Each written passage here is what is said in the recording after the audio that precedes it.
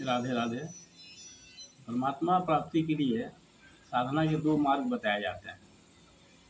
पहला है करण सापेक्ष शैली और दूसरा है करण निरपेक्ष शैली।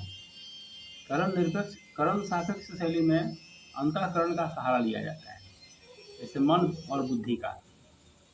परमात्मा में मन को लगाना पड़ता है, मन और बुद्धि की सहायता लेनी पड़ती है। लेकिन करण निरपेक्ष शैली में स्वयं लग जाना होता है। उसको मान लेना पड़ता है कि परमात्मा है और उनके प्रति समर्पण का भाव डेवलप किया जाता है अपने अंदर। तो इस प्रकार से ये दो शैलियाँ बड़ी विलक्षण हैं।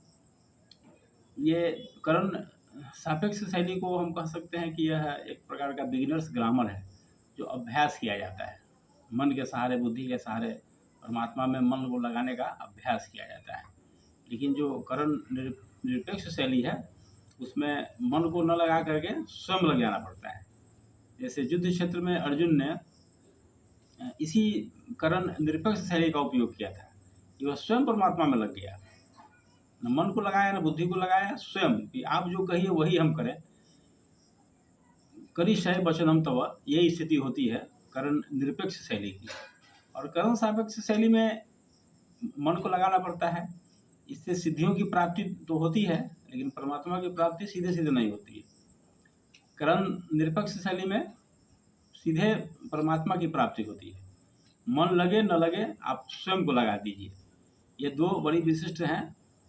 जैसे किसी स्त्री का विवाह हो तो उसको पति मानने का, अपने पति को मानने के लिए अभ्यास नहीं करना पड़ता है। वह माना हुआ संबंध है, जैसे ही विवाह हुआ वह पति बन गया। इसके लिए कोई अलग से अभ्यास नहीं करना पड़ता है। इसी तरह से हम परमात्मा के अंश हैं, इस बात को स्वीकार कर लीजिए। इसमें कोई अभ्यास करने की बात नहीं है। अभ्यास करना है तो संसार से जो संयोग है उसका वियोग हो, इसका अभ्यास करना पड़ता है। परमात्मा की प्राप्ति के लिए कोई अभ्यास नहीं करना है, बस स्वयं लग जाइए। यही करण निरपेक्ष शैली है। और करण सापेक्ष शैली में मन को लगाइए, बुद्धि को लगाइए, अभ्यास करना पड़ता है। इसलिए इसको बिगिनर्स ग्रामर कहा जाता है। ये बिगिनर्स की अवस्था है, प्रारंभिक अवस्था है। और करण निरपेक्ष शैली जो है वो परम अवस्था है। इसमें मनुष्य स्वयं परमात्मा में लग जाता है।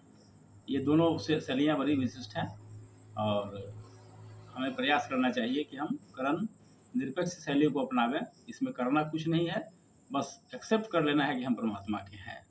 हो गया, यही तो है।